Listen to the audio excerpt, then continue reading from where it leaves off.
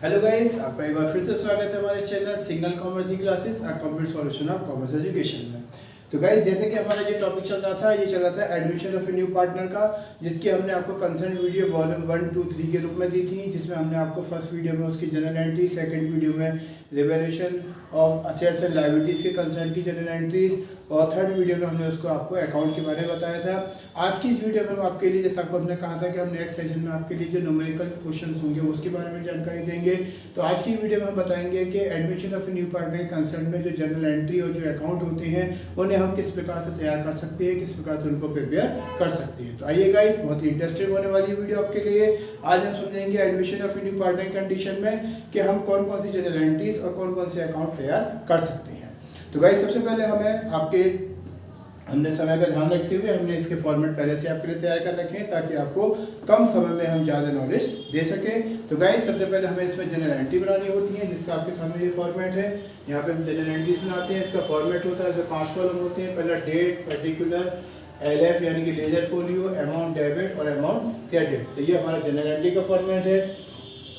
Second हम इसमें बनाते हैं रिवैल्यूएशन अकाउंट, पर्टिकुलर अमाउंट। फिर बनाते हैं पार्टनर्स कैपिटल अकाउंट। अब हमने आपके लिए जो क्वेश्चन लिया है उसमें हमारे पास ए और बी 2 ओल्ड पार्टनर है और सी हमारा न्यू पार्टनर है। तो उसके लिए हमने यहाँ पे फॉर्मेट में 3 कॉलम बनाए हैं। इसमें ABC रखा है, पर्टिकुलर ABC हमने यहाँ पर रखा है, और इसकी हमने बैलेंस शीट तैयार करनी है, balance sheet of new firm, जिसमें लायबिलिटीज, अमाउंट, असेट्स, अकाउंट। तो गाइस, ये इनके फॉर्मेट हो जाते हैं। अब हम आपको इसको क्वेश्चन के थ्रू इसको समझाते हैं कि आप इसे कैसे समझ सकते हैं। तो गाइस, आइए समझते हैं इनके बारे में। तो जैसे कि आप अपनी स्क्रीन पे देखेंगे कि आपकी स्क्रीन पे क्वेश्चन हमने जो हमें सॉल्व करने जा रहे हैं उसका हमने क्वेश्चन आपकी स्क्रीन के लिए रखा है।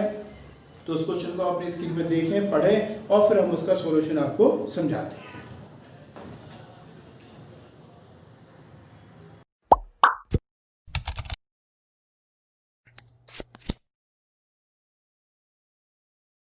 सो गाइस, जैसा आज हम आपको जो क्वेश्चन कराने जा रहे हैं वो हमने आपको स्क्रीन पे दिखा है। आप अपनी स्क्रीन पे देखें इस क्वेश्चन को। तो आप देख रहे हैं यहाँ पर इसमें कहा है कि A and B are equal partner in a firm, यानी कि A और B 2 पार्टनर है फर्म में। They decided to admit C as a new partner and to readjust the balance sheet value of this purpose the balance sheet of A and B on March 31st 2008 was as under. अब आपको यहाँ पे जो balance sheet दी हुई है उसमें आपको इन्होंने फॉर्मेट दिया हुआ है, जिसमें आपको लायबिलिटीज़ और असेट्स दी हुई हैं। जिसमें आपको लायबिलिटीज़ में क्रेडिटर्स दिए 1000 के, बिल्स 1000 के दिए हैं। कैपिटल में आपको A और B के दिए 1700 और 1200 की, जबकि आपको असेट्स के अमाउंट में दिए हैं कैश 600 का, डेटर्स 1500 का, स्टॉक 1400 का, फर्नीचर 400 का और मशीनरी 1000 की। टोटल दोनों का बैलेंस शीट का आपको दिया है 4900 का। तो गाइज, यहाँ पे आपको दिया है the following adjustment were to be made before C's admission. कुछ कंडीशन दी हैं आपको इसमें, जिसमें आपको कहा है कि ₹300 were to be provide for doubtful debts, furniture was valued at 250, investment was ₹400 not mentioned in the balance sheet were to be taken into account. C bring 1000 for capital, for ₹1000 for goodwill, which sum A and B withdraw in their due proportionate, and give general entry revaluation account balance sheet of A, B and C. तो guys, इस तरीके से आपको question दिया है, जिसमें उन्होंने कहा है कि ₹300 हमें डाउटफुल डेट्स के रूप में रखने हैं। फर्नीचर की वैल्यू हमारी 250 की हो जाएगी। इन्वेस्टमेंट जो पहले बुक में नहीं था, अब आपको इसमें बुक में रखना पड़ेगा, जो कि 400 का हो जाएगा। और नया पार्टनर जो कि C है, वो अपने साथ कैपिटल के रूप में ₹1000 और गुडविल के रूप में ₹1000 लेके आएगा, जिसको बाद में A और B यानी कि ओल्ड पार्टनर उसको विड्रॉल कर लेंगे फर्म से। और आपको इसके लिए कंसर्न जनरल एंट्री बनानी है, रिवैल्यूएशन अकाउंट बनाना है और बैलेंस शीट बनानी है। तो आइए गाइस समझ। तो गाइस, इस क्वेश्चन को हमने जो हमारे हिंदी के स्टूडेंट हैं, जो हिंदी मीडियम जिन स्टूडेंट का है, उनके लिए भी हमने इस क्वेश्चन को हिंदी में लिया है। जैसा आप अपनी स्क्रीन पर देख रहे हैं कि A और B एक फर्म में 2 बराबर के साझेदार हैं। वे C को नया साझेदार रखते हैं और चिट्ठे के मूल्यों को पुनः निर्धारित करना तथा के लिए तय करते हैं। A और B का चिट्ठा 31 मार्च 2008 को इस प्रकार है, जिसमें आपको यहाँ पर बैलेंस शीट दी हुई है, जिसमें दायित्व और संपत्तियाँ हैं। दायित्व में जो हमारे क्रेडिटर्स ऋणदाता 1000 है, बिल्स पेबल दे बिल ₹1000 की है, कैपिटल अकाउंट अमाउंट आपको ए और बी का दिया हुआ है। इधर आपको असेट्स दे रखी है जिसमें रोकड़ दे रखी है 600 की, रेडी दे रखी है 1600 की, 1500 के, स्टॉक 1400 का है, फर्नीचर 400 का है, मशीनरी 1000 की है, टोटल 4900 का दिया हुआ है। और इनके कंसर्न में जो आपको एंट्रीज दी हैं उसमें कहते हैं कि सी के प्रवेश के पूर्व निम्नलिखित परिवर्तन किए गए, जिसमें कुल ऋणों पर 300 रुपये संदेहजनक ऋण के घटाने हैं। फर्नीचर का ठीक मूल्य अब 250 रखा गया है। चिट्ठे में पहले 400 रुपये के इन्वेस्टमेंट की राशि नहीं लिखी थी, अब उस पर विचार करना है, यानी कि उसको शामिल करना है। सी नया पार्टनर है जो 1000 रुपये कैपिटल के रूप में लाता है, 1000 रुपये ख्याति के रूप में लाता है, जिससे ए और बी ख्याति की राशि को अपने उचित अनुपात में फर्म से निकाल लेते हैं। और इसके कंसर्न में आपको जनरल व्यवस्थियाँ, पुनः निर्धारण खाता जिसको हम रिवॉल्यूशन अकाउंट बोलते हैं, और ABC का न्यू फर्म का चिट्ठा तैयार करवा रहे हैं। तो आइए गाइस समझते हैं हम कि इनको कैसे हम क्वेश्चन को आसानी से सॉल्व कर सकते हैं। सो गाइस जैसा भी आपने अपने क्वेश्चन देखा, आपकी स्क्रीन पर क्वेश्चन था तो हम उसको सॉल्व करके बताते हैं। तो जो भी आपने क्वेश्चन देखा उसमें हमने आपको बताया था कि ए और बी दो पार्टनर हैं इस क्वेश्चन में, और इन्होंने A and B equal partner in the firm, they decided to admit C as a new partner, यानी कि उन्होंने कहा कि ए और बी इसमें दो पार्टनर हैं और एक ये नया पार्टनर सी को नए पार्टनरशिप फर्म में शामिल करते हैं, इंक्लूड करते हैं, और उसके कंसर्न में ये अपनी एक री एडजस्टेड बैलेंस शीट यानी कि नई बैलेंस शीट बनाना चाहते हैं। The balance sheet of A and be on March 31, 2008 was head under, और इन्होंने आपको जो बैलेंस शीट है वो आपको इन्होंने दी हुई है, यानी कि जो 31 मार्च 2018 को इन्होंने जो इसका बैलेंस शीट यानी कि चिट्ठा दिया हुआ है वो आपके सामने अभी हमने आपको क्वेश्चन के थ्रू दिखाया था। तो भाई सबसे पहले क्या करते हैं, हमें देखना होता है कि जो नया पार्टनर अपने साथ कैपिटल और गुडविल का अमाउंट है वो कैश में लाता है और गुडविल का अमाउंट फर्म में रखा जाता है या नहीं। तो हम उसके लिए यहाँ पे देखेंगे तो उन्होंने कहा है कि C bring 1000 for capital and rupees for 1000 for goodwill, which sum A and B withdrawal in their due proportion, यानी कि यहाँ पर कह सकते हैं कि जो नया पार्टनर है सी वो 1000 रुपये अपनी कैपिटल के रूप में लाता है, 1000 रुपये अपनी गुडविल के रूप में लाता है, और उस 1000 रुपये के गुडविल के अमाउंट को जो ओल्ड पार्टनर होते हैं वो अपने रेशियो में निकालती है। तो गाइस यहाँ पर ध्यान रखना होगा कि जो गुडविल का अमाउंट विड्रॉल करा जाता है ओल्ड पार्टनर में वो उनके सैक्रिफाई रेशियो में किया जाता है। और अगर क्वेश्चन में न्यू रेशियो आपको नहीं दे रखे होते हैं तो जो ओल्ड रेशियो होते हैं उन्हीं को हम सैक्रिफाई रेशियो मान लेते हैं। तो आइए गाइस सबसे पहले इसकी हम एंट्रीज की बात करते हैं। तो सबसे पहले जो इसकी एंट्री बनेगी उसे हम बनाएंगे, यहाँ पर लिखेंगे बैंक अकाउंट डेबिट टू। अब यहाँ पे जो हमारा इसमें जो हमें नया पार्टनर है उसका नाम हमें दिया है सी, तो यहाँ लिखेंगे bank account debit to C's capital account, bank account debit to C's capital account और टू गुडविल अकाउंट, क्योंकि ये गुडविल और कैपिटल दोनों का अमाउंट कैश में लेके आया है। फिर यहाँ पे हम इसकी एक नरेशन लिख देते हैं। तो नरेशन हो जाती है हमारी कि हमने ये एंट्री किस चीज़ की बनाई है, तो यहाँ पे आ जाएगा being cash brought from C for his capital and goodwill. तो इस तरीके से इसकी एंट्री बन जाती है पहली, इसमें हम बात करते हैं bank account debit to C's capital account और टू गुडविल अकाउंट। अब इसमें हम देखेंगे इसके अमाउंट को, तो इसमें जो कैपिटल का अमाउंट है वो आपका दिया है इसमें 1000 रुपीज़ का, उसी तरीके से गुडविल का अमाउंट भी हमें 1000 रुपीज़ का ही दिया है, और दोनों का टोटल हो जाएगा तो ये आ जाएगा आपका 2000 रुपीज़। अब जो गुडविल का अमाउंट होता है इसको ओल्ड पार्टनर में उनके सैक्रिफाई रेशियो में बांट देते हैं। तो उसके लिए जो एंट्री बनती है वो बनती है हमारी गुडविल अकाउंट डेबिट टू। अब इसमें जो ओल्ड पार्टनर होते हैं उनका हम नाम इसमें लिख देते हैं। तो जो हमारे ओल्ड पार्टनर दिए इसमें, तो ओल्ड पार्टनर का नाम है ए और बी, तो यहाँ पे लिखेंगे A's capital account and B's capital account, क्योंकि जो ओल्ड पार्टनर है उनके नाम ए और बी दिए हैं, तो उसकी एंट्री बन जाती है goodwill account debit to A's capital account और टू बीज कैपिटल अकाउंट। यहाँ पे इसकी जो नरेशन करेंगे तो नरेशन आ जाएगी इसमें बीइंग amount of goodwill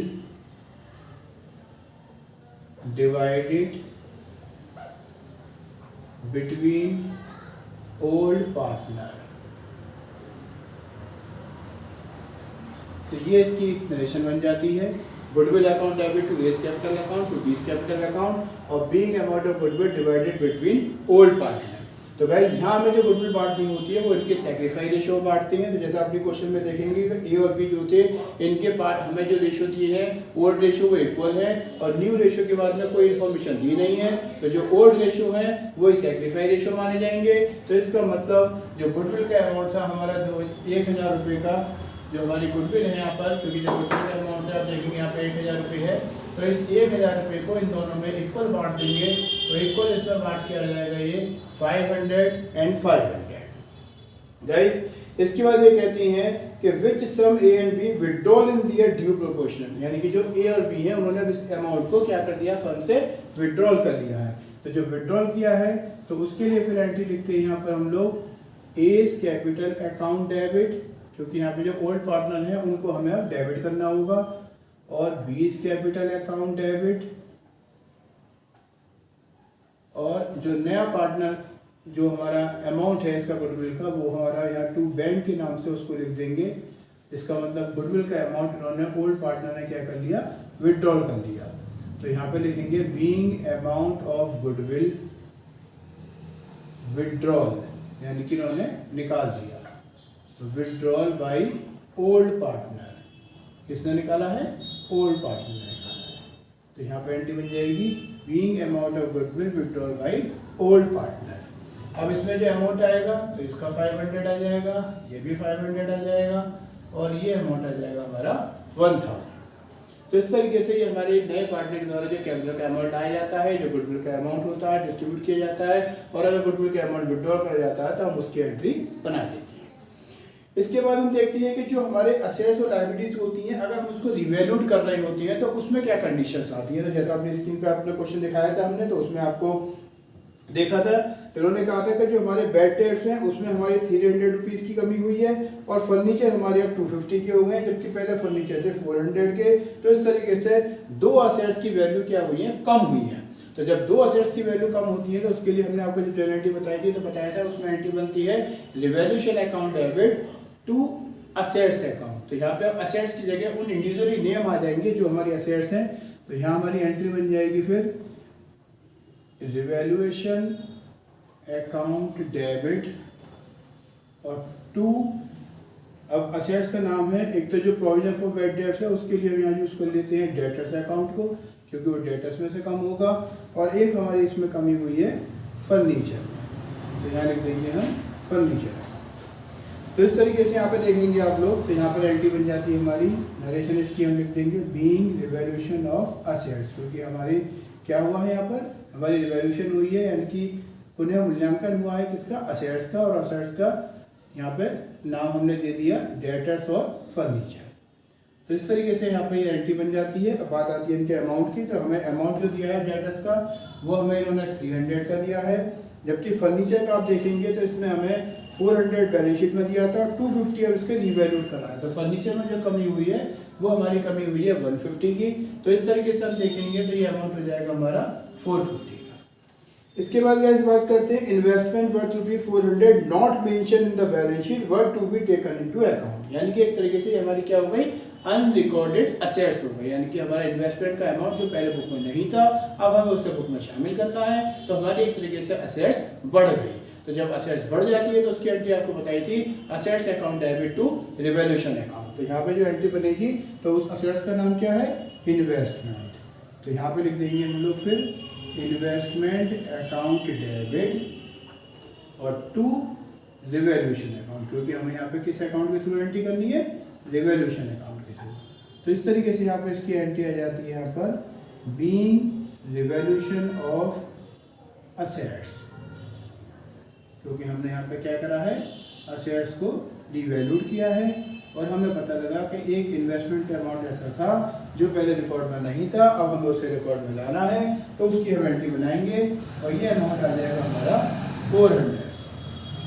तो गाइस इस तरीके से अगर हम देखें तो यहाँ पे हमें सामने, क्योंकि रिवैल्यूएशन की और कोई कंसर्न आइटम इसमें दिया नहीं है इसलिए और कोई एंट्री इसकी बनाएंगे नहीं। तो अब हमें यहाँ पे देखना होगा कि रिवैल्यूएशन अकाउंट में हमें प्रॉफिट हुआ या लॉस हुआ। तो उसके लिए हमें देखना है कि जो रिवैल्यूएशन अकाउंट था उससे हमने डेबिट किया 450 से, जबकि रिवैल्यूएशन अकाउंट को हमने क्रेडिट किया 400 से, तो इसका मतलब रिवॉल्यूशन अकाउंट 50 रुपीज़ से ज़्यादा डेबिट हो रहा है, और जब ज़्यादा डेबिट हो रहा है तो इसका मतलब इन्हें लॉस ऑन रिवॉल्यूशन हुआ है। अब लॉस ऑन रिवॉल्यूशन को हम किस में ट्रांसफर करते हैं, ओल्ड पार्टनर में, तो इसका मतलब उसकी भी हमें एक जनरल एंट्री बनानी होगी जो हमने आपको बताई थी कि अगर लॉस ऑन रिवॉल्यूशन होता है तो उसकी एंट्री बनती है old partners capital account debit to revolution account. अब यहाँ ओल्ड पार्टनर के नाम कौन कौन से हैं, ए और बी, तो फिर यहाँ हमारी जो एंट्री बन जाएगी तो वो एंट्री आ जाएगी हमारी यहाँ पर एज कैपिटल अकाउंट डेबिट, क्योंकि यहाँ पे ओल्ड पार्टनर में ए और बी दो हमारे पार्टनर हैं, तो A capital account debit, B's capital account debit, B's capital account debit और टू रिवॉल्यूशन अकाउंट। यहाँ पे हमारी एंट्री जाती है टू रिवॉल्यूशन अकाउंट। तो इस तरीके से अगर हम यहाँ पे समझे तो यहाँ पे एक नरेशन लिख देते हैं, being loss on revolution, being loss on revolution transfer to, यहाँ पे हम क्या कर रहे हैं, ट्रांसफर कर रहे हैं किसको, ओल्ड पार्टनर को, transfer to old partners in their old ratio. तो गैस यहाँ ध्यान रखना है कि इस अमाउंट को हमें किसमें बांटना है, ओल्ड पार्टनर में और उनके ओल्ड रेशियो में। तो अब यहाँ पे अगर हम देखेंगे तो यहाँ पर हमारा जो अमाउंट आएगा वो आ जाएगा इसमें 25, 25 और 50, क्योंकि देखिए 450 यहाँ पे डेबिट हुआ था और 400 से क्रेडिट हुआ है, तो 50 रुपीज़ का क्या हुआ, लॉस हुआ, तो उस लॉस को यहाँ पे हम ट्रांसफर करते हैं। तो वैसे इस तरीके से हमारी एंट्री बनती है जो कंसर्न एंट्री इस क्वेश्चन के कंसर्न में थी। तो हमने आपको बताई, सबसे पहले इसमें हमने bank account debit to C's capital to goodwill, जो नया पार्टनर अपना कैपिटल और गुडविल का अमाउंट अगर कैश में लेके आता है तो उसके कंसर्न की एंट्री बनेगी। फिर गुडविल के अमाउंट को जो ओल्ड पार्टनर होते हैं उनके सेक्रीफाई रेशियो में बांट दिया जाता है, तो उसकी एंट्री बनती है goodwill account debit to A's capital to B's capital. क्योंकि इस क्वेश्चन में ड्यू रेशियो नहीं दे रखे थे तो जो ओल्ड रेशियो होते हैं वही सेक्रीफाई रेशियो मान लिए जाते हैं, तो इसलिए फिर 1000 रुपये को हम दोनों में इक्वल बांट देंगे। अब इन्होंने कहा कि जो ओल्ड पार्टनर थे उन्होंने गुडविल का अमाउंट क्या कर लिया, विड्रॉल कर लिया, तो गुडविल का अमाउंट विड्रॉल करने की वजह से एंट्री बन गई A's capital account debit B's capital account debit to bank account, ये हमने इनको रिटर्न कर दिया। उसके बाद अगर रिवॉल्यूशन असेट्स एंड लायबिलिटीज में अगर किसी असेट्स की वैल्यू कम होती है तो एंट्री बन जाती है revolution account debit to debtors furniture, क्योंकि इसमें जो असेट्स की वैल्यू कम हुई वो डेटर्स और फर्नीचर की हुई। और अगर किसी असेट्स की वैल्यू बढ़ती है तो एंट्री बनती है assets account debit to revolution. तो यहाँ पे हमारे जो असेट्स का नाम इन्वेस्टमेंट है तो investment account debit to revolution account बन गया। और लास्ट में आके हमें देखना होता है कि ओवरऑल मिला के हमें प्रॉफिट हुआ या लॉस हुआ रिवॉल्यूशन पे, तो यहाँ पर आप देखेंगे कि रिवॉल्यूशन अकाउंट को 450 से डेबिट किया जाता है जबकि रिवॉल्यूशन को 400 से क्रेडिट किया है, तो इसका मतलब यहाँ रिवॉल्यूशन पे 50 रुपीज का लॉस हो गया। उस लॉस को ओल्ड पार्टनर में ओल्ड रेशियो में बांट दिया जाता है, क्योंकि ओल्ड रेशियो इनके इक्वल है इसलिए 50 रुपीज को इक्वल हमने बांट दिया। तो गाइस इस तरीके से ये आपकी जनरल एंट्रीज तैयार हो जाती हैं। अब हम आपको बताएंगे कि हम इनकी अकाउंट में एंट्री कैसे कर सकते हैं, या admission of A new partner concern के जो हमारे नेसेसरी अकाउंट होते हैं उनमें हम एंट्री कैसे करते हैं, कौन कौन से अकाउंट बनाए जाते हैं। तो गाइस जैसा आप स्क्रीन पर देख रहे हैं, सबसे पहले बात करते हैं रिवॉल्यूशन अकाउंट की। तो यहाँ सबसे पहले आता है हमारा रिवॉल्यूशन अकाउंट। तो रिवॉल्यूशन अकाउंट में हम देखेंगे कि हमारे जो आया था अमाउंट, एक हमारा डेटर्स के रूप में आया था, यानी कि जो डेटर्स का अमाउंट आई थी, डेटर्स में जो कमी हुई थी वो हुई थी हमारी 300 की, जिसको हम प्रोविजन फॉर डाउटफुल डेट्स के नाम से भी शो कर सकते हैं, यानी कि प्रोविजन फॉर डाउटफुल डेट। तो प्रोविजन फॉर डाउटफुल डेट्स का अमाउंट हो गया 300 का। इसके बाद हम बात करेंगे फर्नीचर की। तो फर्नीचर में जो कमी हुई थी वो हुई थी हमारी इसमें 150 की। जो फर्नीचर में कमी है वो हमारी हो गई कितने की, 150 की। फिर इन्वेस्टमेंट में जो इंक्रीज हुआ था वो इधर आ जाएगा। तो इन्वेस्टमेंट में जो इंक्रीज हुआ था गाइस वो हुआ था हमारा 400 का, क्योंकि ये अनरिकॉर्डेड असेट्स थी जो हमने अकाउंट में एंटर कराई, तो ये हमारा हो गया कितना, 400 का। तो गाइस इस तरीके से देखेंगे कि भाई टोटल हमारा अब ये हो जाता है 450 का, क्योंकि डेबिट साइड का टोटल ज्यादा है, क्रेडिट साइड का टोटल कम है और 50 रुपीज का डिफरेंस है। तो ये एक तरीके से क्या हो जाता है, लॉस ऑन रिवैल्यूएशन, इसको बोलते हैं लॉस ऑन रिवैल्यूएशन। और ये एक तरीके से क्या होता है, ट्रांसफर हो जाता है, किसमें हो जाता है, जो हमारे ओल्ड पार्टनर होते हैं उनमें। तो लॉस ऑन रिवैल्यूएशन ट्रांसफर हो जाएगा किसमें, ओल्ड पार्टनर में। तो ओल्ड पार्टनर में कौन कौन है हमारे पास, एक तो है एस कैपिटल अकाउंट और एक है बीस कैपिटल अकाउंट। तो इस तरीके से ये इसमें ट्रांसफर हो जाएगा और इन दोनों में ही ट्रांसफर हो जाएगा। कितना कितना अमाउंट ट्रांसफर किया था हमने, 25 और टोटल हो गया 50 का। तो गाइस इस तरीके से फिर हमारा इसमें ट्रांसफर हो जाता है। तो इसके बाद हम नेक्स्ट बनाते हैं पार्टनर्स कैपिटल अकाउंट। तो पार्टनर्स कैपिटल अकाउंट की जो शुरुआत होती है वो सबसे पहले करते हैं बाई बैलेंस बीडी से। जैसे कि आपने क्वेश्चन हमने स्क्रीन पे दिखाया था, तो उसमें जो कैपिटल अकाउंट दिया था ए और बी का, तो इसमें ए का अमाउंट दिया था हमारे को 1700। तो यहाँ पर लिखेंगे हम इसको बाई बैलेंस बीडी, इसको बाई बैलेंस बीडी के नाम से लिखते हैं। और ए का जो कैपिटल है उसको ए के कॉलम में लिखेंगे, बी के कैपिटल के अमाउंट को बी के कॉलम में लिखेंगे और सी में डैश कर देंगे। उसके बाद जो नया पार्टनर होता है जो अपनी वो कैपिटल के रूप में पैसा लेके आता है उसको हम बैंक अकाउंट के नाम से लिखते हैं, और उसको ए और बी में नहीं लिखते हैं, उसको सी में लिखते हैं, और वो हमारा हो गया 1000। अब नया पार्टनर जो गुडविल का अमाउंट आता है, जो नया पार्टनर हमारा जिसका अमाउंट आता है गुडविल का, तो जो गुडविल का अमाउंट आता है उसको आपको बताया ओल्ड पार्टनर बांटा जाता है। तो हमने जो डिस्ट्रीब्यूट किया था तो अमाउंट क्योंकि इनके इक्वल रेशियो थे, तो ये हमारा आ जाएगा 500। अब अगर ओल्ड पार्टनर द्वारा इस गुडविल के अमाउंट को विड्रॉल कर लिया जाता है तो उसकी एंट्री फिर यहाँ आ जाती है, और उसको लिख देते हैं यहाँ पर हम लोग टू बैंक अकाउंट के नाम से, और इसमें अमाउंट आ जाएगा 500 और 500। इसके अलावा फिर हमें देखना है कि रिवैल्यूएशन अकाउंट में प्रॉफिट हुआ या लॉस। अगर प्रॉफिट होता तो उसकी एंट्री इधर करते हैं भाई रिवैल्यूएशन अकाउंट के नाम से। अब लॉस हुआ है तो उसकी एंट्री यहाँ कर दी जाएगी टू रिवैल्यूएशन अकाउंट के नाम से। तो टू रिवैल्यूएशन अकाउंट में अब जो लॉस का अमाउंट आया था, ए का कितना 25, बी का कितना 25, सी में ये अमाउंट नहीं बढ़ता है क्योंकि ये ओल्ड पार्टनर है, उनके ओल्ड रेशियो में ही बांटा जाता है। इसके बाद गाइस इसमें कुछ ऐसा और एंट्री है नहीं ऐसी जो हमारी करने की हो, तो हम इसमें लास्ट में क्या करते हैं कि टोटलिंग कर लेते हैं। जब इसकी टोटल करेंगे हम, तो यहाँ पे हम देखेंगे इसमें कि हमारा टोटल जो है वो डेबिट का जाते हैं या क्रेडिट का जाते हैं। तो हमने यहाँ पे चेक किया तो हमारा ये ए का टोटल आया इसमें 2200, बी का आया 1700, सी का आया 1000। इसी अमाउंट को फिर यहाँ रख देते हैं, तो यहाँ पे आ जाता है 2200 का, 1700 का और 1000 का। उसके बाद क्या करते हैं कि इस टोटल में से अब इसको लेस करना होता है, यानी कि हम यहाँ पे आप क्या करेंगे, ये जो हमारा ज़्यादा वाला टोटल था इस टोटल को हमने यहाँ पे लिखा और इसमें से इन आइटम को लेस कर देंगे, तो जो बैलेंस बचेगा वो इनकी अब क्लोजिंग कैपिटल हो जाएगी।